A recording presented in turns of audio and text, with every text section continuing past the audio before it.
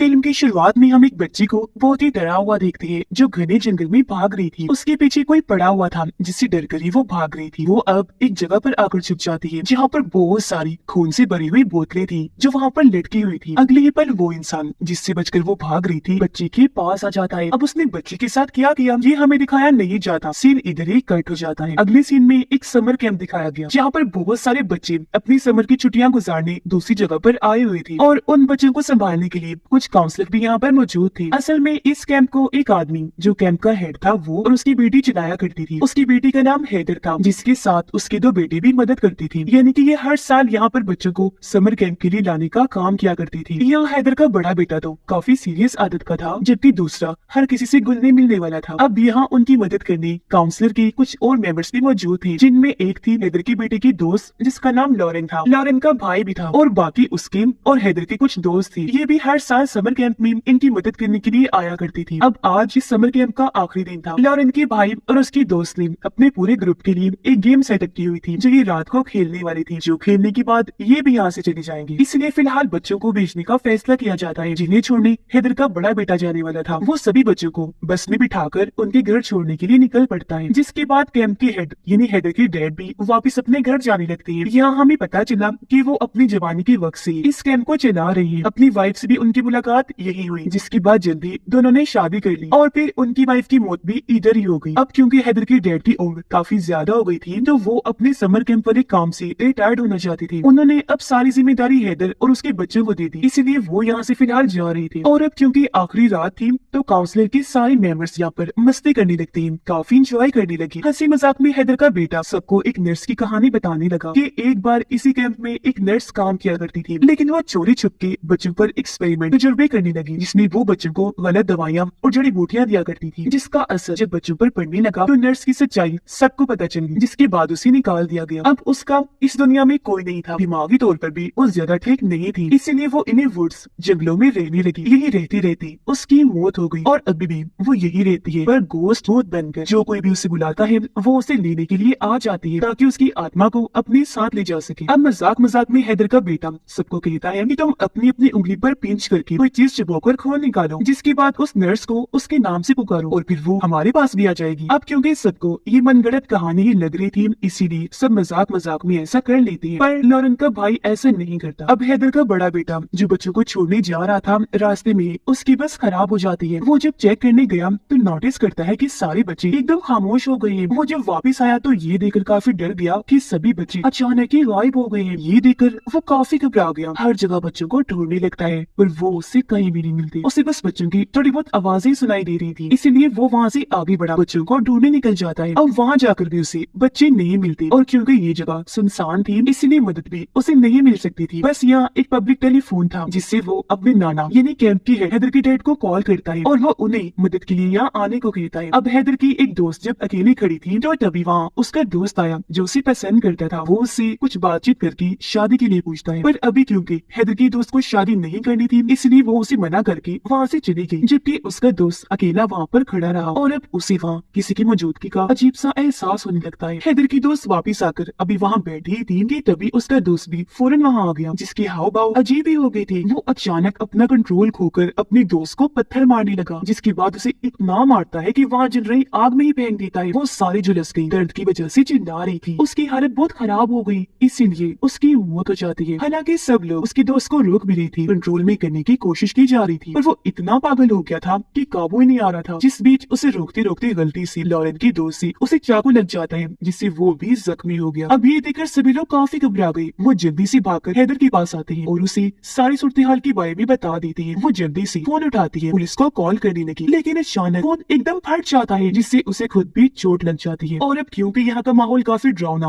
और अजीब हो गया था इसलिए हैदर को भी घबराहट होने लगी। वो सब लोगों को एक साथ इकट्ठा होने का कहती है। फिर कुछ लोगों को वो अपने बाकी साथियों को लाने के लिए भेज देती है जो दूसरे कैबिन में थी। अपने छोटे बेटे को माइक, फोन या इस तरह की कोई चीज ढूंढने के लिए भेज देती है ताकि किसी से कम्युनिकेशन राब्ता करके ये मदद बुला सके। लॉरेन चली जाती है फर्स्ट एड ढूंढने यानी कि जो लोग यहाँ पर जख्मी हुए थे उनकी मदद करने की चीजें ढूंढने वगैरह। वो जब एक कमरे में गई तो उसे यहाँ कुछ कागज मिलते हैं जो किसी के डॉक्यूमेंट्स थे। उसे ये अजीब लगी इसीलिए वो इनको अपने पास रख लेती है ताकि हैदर के छोटे बेटे को दिखा सके क्योंकि वही बता सकता था कि ये डॉक्यूमेंट्स किसकी है। अब लॉरेन का भाई और उसकी दोस्त जब एक जगह पर थी तो यहाँ उसकी दोस्त कुछ काम करने में मसरूफ हो जाती है, जिस बीच लॉरेन की भाई को कोई इनविजिबल यानी ना दिखने वाली ताकत डराने की कोशिश करने लगी। वो काफी घबरा गया, इस बारे में अपनी दोस्त को बताता है, पर वो ये कहकर बात को टाल देती है कि यहाँ पर ऐसा कुछ नहीं, ये बस तुम्हारा वहम होगा। अब लॉरेन वो डॉक्यूमेंट्स हैदर की बेटी को लाकर दिखाती है। उसने जब चेक किया तो ये उसी नर्स के डॉक्यूमेंट्स थे, यानी कि नर्स के बारे में जो उसने बताया था वो कोई मनगढ़ंत कहानी नहीं, बिल्कुल सच था। और ये बात लॉरेन उससे कहती भी है, पर हैदर की बेटी को इस चीज पर यकीन नहीं होता। वो कहता है कि ये सब झूठ है, क्योंकि नर्स वाली बस कहानी ही है जो सिर्फ बच्चों को डराकर सुनाने के काम आती है, इसके अलावा उसकी और कोई सच्चाई नहीं। अब दोनों की ये बातें हैदर ने सुन ली थी। वो इनके पास आती है, उसे देखने से लग रहा था कि वो नर्स का नाम सुनकर काफी परेशान हो गई है। फिर अब इनकी तीन साथी जब लॉरेन के भाई और उसकी दोस्त को ढूंढने जा रही थी तो यहाँ उनका एक साथी हैदर की दोस्त से कोई उल्टी सीधी बात कह देता है, जिससे वो गुस्सा होकर उनसे अलग होकर आगे निकल जाती है। इस बात की वजह से उस लड़की की दोस्त को बहुत बुरा लगा और वो अपने उस साथी से लड़ने लगा जिसने उल्टी सीधी बात की थी। उनकी हाथापाई हो ही रही थी कि तभी इन्हें अपने उस दोस्त के चिल्लाने की आवाज सुनाई दी। ये जब उसके पास गए चेक करने तो वहाँ के हालात बहुत बुरे थे, क्योंकि वहाँ खून से भरी हुई बहुत सारी बोतलें लटकी हुई थी और उनकी दोस्त खून में लथपथ बहुत जख्मी हालत में वहाँ पर पड़ी हुई थी। उसकी जुबान कटी हुई थी और उसकी ये हालत देखकर दोनों दोस्तों की हालत खराब हो जाती है। अब हैदर से वो लोग उसकी परेशानी की वजह पूछने लगे, इसलिए अब वो अपने बेटे और लॉरेन को अपनी कहानी बताने लगी कि बचपन में मैं भी अपने दोस्तों के साथ इस समर कैंप में आया करती थी, जहाँ एक बार मेरा भी सामना उस नर्स से हो गया। उसने मुझे और मेरे दोस्तों को पकड़ के कैद कर लिया। उसने हमारे ऊपर भी एक्सपेरिमेंट करने की कोशिश की और काफी डराया, पर हमारी किस्मत अच्छी थी, उसके चुंगल से हम निकल गए। पर उस चीज का गहरा सदमा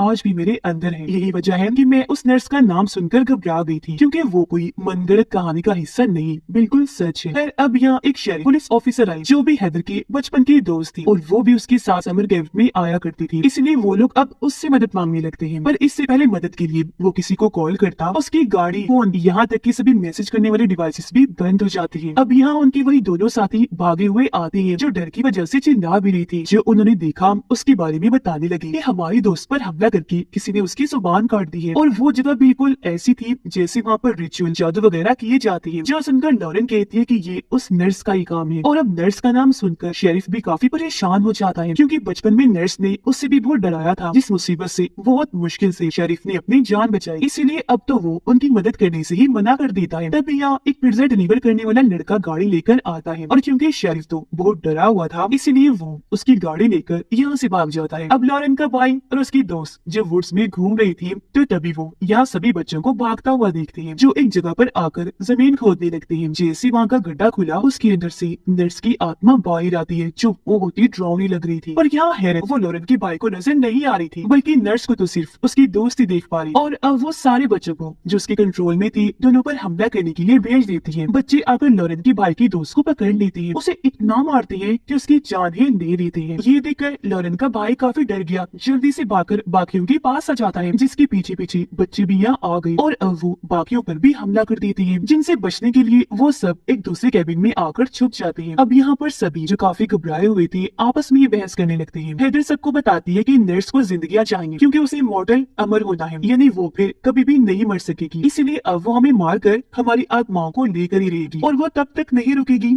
जब तक वो लोग नहीं मर जाते जिन्होंने उसे हेल यानी जहन्नुम में भेजा था। और ये शायद वो लोग भी हो सकते हैं जिन्होंने उसे बुलाया होगा, यानी कि इन लोगों ने शुरुआत में पिंच करके खून करने वाला जो रिचुअल किया था, नर्स को बुलाने के लिए वो काम कर गया। इनकी पुकार सुनकर वो आ ही गई। अब तभी लॉरेन का दोस्त एक प्लान बनाता है कि मैं इन सब बच्चों को जो फिलहाल नर्स के कंट्रोल में है, इन्हें अपने पीछे लगाकर एक कैबिन में ले जाऊंगा और जब सारे बच्चे कैबिन के अंदर चले जाएंगे तो मैं दरवाजे को बंद करके लॉक कर दूंगा, जिससे सारे बच्चे अंदर ही कैद हो जाएंगे। पूरी रात बच्चों को हम वहीं बंद रखेंगे, फिर अगली सुबह जैसी होगी बच्चे बिल्कुल सही अपनी नॉर्मल हालत में वापस आ जाएंगे, यानी कि नर्स के कंट्रोल से बाहर। क्योंकि रात गुजरने के बाद नर्स ने जो उन्हें हिप्नोटाइज किया हुआ है या कहेंगे पोजेस्ड अपने कंट्रोल में, वो चीज बच्चों की नर्स से टूट जाएगी। वो ऐसा ही करता है, कैबिन से बाहर आकर भागने लगा, जहाँ उसका पीछे बच्चे भी करना शुरू कर देते हैं। लेकिन जैसे बच्चे दूसरी कैबिन में गए, बाहर जाने से पहले वो लॉरेन की दोस्त को पकड़ लेते हैं। अब ये देखकर लॉरेन की दूसरी दोस्त को लगा कि वो भी अब बच्चों की तरह नर्स की पोजेशन में आ गया होगा, इसलिए वो उसे बाहर निकालने की बजाय बच्चों के बीच ही छोड़कर दरवाजा बंद कर देता है। ये देखकर लॉरेन उस पर गुस्सा करने लगी कि क्या कर रहे हो, बाहर निकालो उसे। पर वो दोस्त को बाहर निकालने से साफ साफ मना कर देता है, जिससे सभी बच्चे एक साथ लॉरेन की दोस्त पर हमला कर देते हैं। उसे बुरी तरह मार कर उसका खात्मा कर दिया जाता है। अब जब भी सारी कैबिन में एक साथ थी तो यहाँ बाहर से हैदर का बेटा आने लगा, लेकिन तभी एक बच्चा उस पर हमला कर देता देता है जो किसी तरह बाहर ही रह गया था। इतनी ही देर में यहाँ गन लेकर हैदर के डैड आ गए, जिसे हैदर के दूसरे बेटे ने ही मदद के लिए बुलाया था और वो भी साथ ही आया था। और वो बच्चों की चारों तरफ गन से शूट करने लगते हैं, जो देखकर नर्स की आत्मा यहाँ पर आई और बच्चे को अपने साथ ले जाती है। वो फिर हैदर के छोटे बेटे पर बहुत गुस्सा करने लगती है कि सब तुम्हारी वजह से हो रहा है, अगर नर्स वापस आई तो इसकी जिम्मेदार तुम हो, तुमने पिंच वाली वो चीज क्यों की थी। जिस पर हैदर का बेटा कहता है कि माफ कर दी, मैंने जानबूझ के नहीं किया, गलती हो गई, मुझे लगा था कि नर्स के बारे में सब कहानियां हैं, इस बात का अंदाजा मुझे जरा भी नहीं था कि वो हकीकत में है। तो अब यहाँ हैदर के डैड यानी के कैंप के हेड सबको उस नर्स की कहानी सुनाने लगते हैं। ये सालों पहले जब मैंने ये कैंप शुरू किया था तब मैं अपनी वाइफ के साथ यहीं पर रहा करता था। फिर एक दिन एक नर्स कैंप में जॉब के लिए मेरे पास आई, जो और कोई नहीं बल्कि वही नर्स थी। उसे मैंने जॉब पर तो रख लिया, पर धीरे धीरे मेरी वाइफ की तबीयत खराब होने लगी, जिसकी देखभाल वही नर्स कर रही थी। लेकिन उसकी हालत में कोई सुधार नहीं आया, उल्टा वो मरने के मोड़ पर आ गई। जिस बीच दूसरी तरफ नर्स ने मुझे अपने प्यार की जाल में फंसाया और हम दोनों एक दूसरे की काफी करीब हो गए। और फिर कुछ ही दिनों के बाद मेरी वाइफ की मौत हो गई, जिस वजह से मैं बहुत दुखी हो गया। यहाँ बाद में पता चला कि वो नर्स मेरी वाइफ को जो दवाई दे रही थी वो उसे ठीक करने के लिए नहीं थी, बल्कि उसे कमजोर करने के लिए थी, ताकि इसे लेकर धीरे धीरे उसकी हालत खराब होती जाए और वो फिर मारी ही जाए। अब ऐसे ही काफी महीने गुजर गए, जहाँ वो नर्स बच्चों पर उल्टे सीधे एक्सपेरिमेंट्स करना शुरू हो गई थी। साथ ही वो अजीब तरह के रिचुअल जादू भी करने लगी थी, जिसके लिए वो बच्चों के खून को निकालकर बॉटल्स में डालकर उन्हें पेड़ों पर लटका दिया करती थी। मुझे जब उसकी इस हरकत का पता चला तो मैंने उसे निकाल दिया, पर वो हद से बढ़ गई और ज्यादा गलत चीजें करने लगी। इसलिए मैंने उसका खात्मा करने का प्लान बना लिया। मैंने उसकी तलाश शुरू कर दी। वो जब मुझे मिली तो अच्छा मौका पाकर मैंने उसे जान से मार डाला, जिससे यहाँ हमें समझ आ गई कि उसके कैंप में आने का मकसद और हैदर के डैड को इस्तेमाल करने का मकसद एक ही था, ताकि वो बच्चों को अपने लिए इस्तेमाल कर सके, उन पर ये एक्सपेरिमेंट करके, ताकि बाद में उन्हें अपने कंट्रोल में कर सके और उनके जरिए तबाही मचा सके। आगे वो बताता है कि नर्स को मैंने मार तो दिया था, पर उसकी उंगली में मैंने अपनी वाइफ की शादी वाली अंगूठी देख ली थी, जिसे मैंने फौरन उतार कर दफन कर दिया, जिससे नर्स की आत्मा को बहुत गुस्सा आया। वो जोरों से चिल्लाने लगी। उसकी आत्मा फिर एक भूत चुड़ैल बन गई और वो तभी से इस जंगल पर कब्जा करके रह रही है। इस जगह को उसने हॉन्टेड भूतिया बना दिया है और यहाँ आने वाले लोगों को वो डराती है, पर वो खुद सिर्फ तभी आती है जब उसे बुलाया जाता है, मगर एक बार जब वो आ जाए तो मौत का खेल शुरू हो जाता है। अब उनका एक साथी जबरदस्ती लॉरेन के भाई को एक जगह पर लेकर गया। वो उसे पेड़ से बांधकर हाथ पर कट लगाकर जबरदस्ती उसके मुंह से नर्स का नाम बुलवाता है, ताकि नर्स जब यहाँ आए तो वो लॉरेन के भाई की आत्मा को अपने साथ ले जाए, यानी उसकी कुर्बानी हो जाए और उनका ये साथी बच जाए, यानी कि वो यहाँ अपनी जान बचाने के लिए लॉरेन के भाई की बलि दे रहा था। ऐसा करने के बाद वो वहाँ से भागा और जल्दी से गाड़ी की तरफ जाने लगता है, लेकिन तभी यहाँ एक पोजेस्ड बच्चा आकर पेट्रोल उस पर डालकर आग लगा देता है। ये देखकर सभी लोग वहाँ पर आए, लेकिन वो काफी जल गया था पर जिंदा था। यह लॉरेन उससे अपने भाई के बारे में पूछती है कि वो कहाँ पर है, लेकिन यहाँ वो सच नहीं बताता कि मैं उसे पेड़ से बांध कर आया हूँ, बल्कि वो लॉरेन से अजीब तरह की हरकतें करने लगा, जिससे उसे इतना गुस्सा आया कि वो उसे पीटने लगती है, इतना मारती है कि उसकी जान ही ले लेती है। सारे लोग नर्स से छुटकारा हासिल करने के बारे में सोच रहे होते हैं। अब मुझे नर्स कहीं भी नहीं दिखी। लॉरेन ने जब इसकी वजह पूछी तो वो बताता है कि मुझे उसके ना दिखने की वजह ये हो सकती है कि मैंने शुरुआत वाले रिचुअल में हिस्सा नहीं लिया, यानी पिंच करके मैंने अपना खून नहीं निकाला था। मेरे साथ साथ हैदर, उसके डैड और उसके बेटे ने भी नर्स को नहीं बुलाया, इस रिचुअल में हिस्सा नहीं लिया, तो वो उनको भी दिखाई नहीं दे रही थी। खैर अब वो लोग एक साथ रहकर उसे लड़ने का फैसला करते हैं और बाकी लोग जो रिचुअल का हिस्सा नहीं थे वो भी पिंच करके रिचुअल कर लेते हैं और इस चीज का हिस्सा बन जाते हैं। और वो लोग दिमाग लगाते हैं, सोचने लगे कि अभी अगर नर्स हम पर जिस्मानी हमले कर रही है तो इसका मतलब है कि अभी वो इंसानी रूप में है और यही सही वक्त और मौका है उसे खत्म करने। अब हैदर और उसके डैड अलग जाते हैं, जबकि बाकी लोग अलग जाते हैं नर्स को ढूंढने के लिए। अब उन तीनों को लॉरेन के भाई के चिल्लाने की आवाज सुनाई देती है। आवाज का पीछे करते हुए हैदर का बेटा जैसी जगह पर आया, पता चला कि वो लॉरेन का भाई है ही नहीं, बल्कि वो तो नर्स थी जिसने लॉरेन के भाई का बस रूप लिया हुआ था और वो हैदर के बेटे का गला काट कर वहाँ से भाग जाती है, यानी कि वो दूसरे लोगों का रूप भी नहीं सकती है। उसका कटा हुआ गला देखकर हैदर का दूसरा बेटा और लॉरेन आकर उसे संभालती है, पर उसका बहुत खून बह चुका था, इसलिए उनके हाथों में वो दम तोड़ देता है, जो देखकर दोनों को ही बहुत दुख लगता है। उधर नर्स आकर हैदर को पकड़ लेती है, जिसे हैदर के डैड आकर रोकते हैं, उस पर गन तान के खड़े हो जाते हैं। असल में ये उन्होंने नर्स को पकड़ने का जाल बिछाया था, क्योंकि तभी लॉरेन आकर तीर से उस पर हमला कर देती है, पर इससे उसे ज्यादा कुछ नहीं होता, मगर अब वो गन से हैदर के डैड को ही शूट कर देती है और जल्दी से वहाँ से भाग जाती है। पर अब हैदर, उसका बेटा और लॉरेन किसी तरह उसे ढूंढ निकाल कर उस पर अपना काबू पाते हैं और उसे सब कुछ ठीक करने के लिए कहते हैं, लेकिन वो तीनों पर अपना ही काबू पाकर उनका गला घोंटने लगती है और अपने बीच चुड़ैल वाली हंसी हंसने लगती है। पर वो लोग जैसी तैसी या अपनी जान बचाकर उस पर भारी हमला कर देते हैं। उसे बहुत मारने के बाद उसकी जान ही ले लेते हैं। वो दोबारा जिंदा ना हो जाए इसलिए अब उसके टुकड़े टुकड़े कर दिए जाते हैं। फिर पानी में फेंक दिया जाता है ताकि वो कभी भी वापस ना आए। जिसके बाद ऐसे ही सुबह हो गई। यहाँ पर एक पुलिस की गाड़ी आई जिसके अंदर एक ऑफिसर था। उसे दरअसल लॉरेन का भाई लेकर आया था जो किसी तरह बच गया था। वो वैसे तो इनकी जान बचाने आया था, लेकिन यह भयानक मंजर देखकर उसकी भी रूह कांप उठती है। और इसी के साथ इस फिल्म की कहानी यहीं पर खत्म हो जाती है।